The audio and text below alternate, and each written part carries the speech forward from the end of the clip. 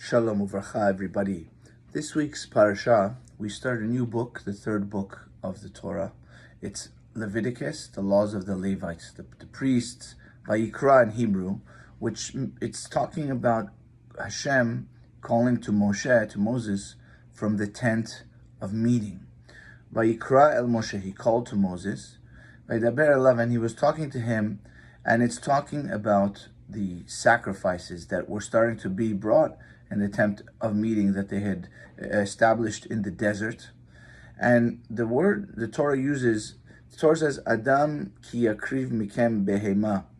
When a man, a person, obviously not just a man, but will bring from you, from them basically, a behema, an animal, because in those days they used to use animal sacrifices. That was very common in the world, and the Torah knew that.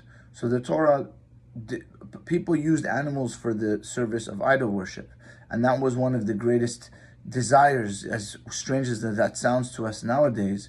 In those days, it was really fun doing idol worship. It was something in the world, it was an energy. And so the Torah knew that many of the people of Israel also had that energy. So to kind of tame it, God made sacrifices to serve God with sacrifices and bring those animals. But the reason the Torah says Adam ki yakriv mikem, it sounds strange that the Torah is saying a person will bring from you the animal to God. It could say after, a man will bring an animal from you. Why animal bring from you the animal? Because the Torah is hinting to us here, it's not about the animal really. The animal is just the symbolic idea behind what we're doing in the sacrifices. We're bringing the inner animal, so to speak.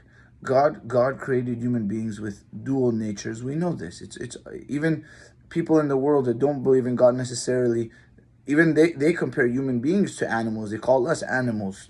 Some don't even believe in the concept of the soul. They just think, okay, we have a brain that's a little more developed than animals.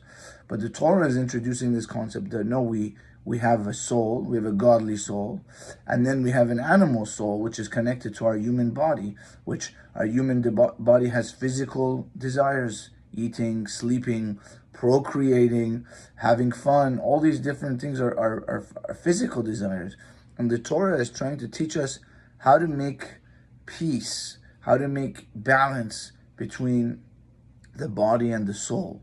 That really, in a sense, neither should overcome too much, because if a person is totally focused on the soul, they might lose out on life sometimes, because they'll just think, oh, soul. They might not eat enough, they might not take care of themselves, because they're so devoted to spiritual pursuits, they forget about their physical body at times.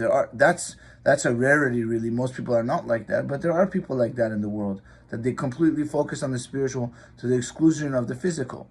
On the other hand, the other extreme is when people say, oh, only physical, only material. Why do I need to, what are you talking about soul? I need to work, I need to make money, I need to eat, I need to live. I don't, and they don't recognize the soul and the spirit. So the Torah is kind of hinting that to us here, that we always need to bring that balance. That's what this is about. Bring the animal inside of you, bring it to God. Teach the physical desires even how to be uplifted. So even our physical actions even become infused with that spirit. That's the peace between the body and the soul. And that's the power of reading these things in the Torah. Also, this Shabbat is a few weeks we're getting prepared for Pesach.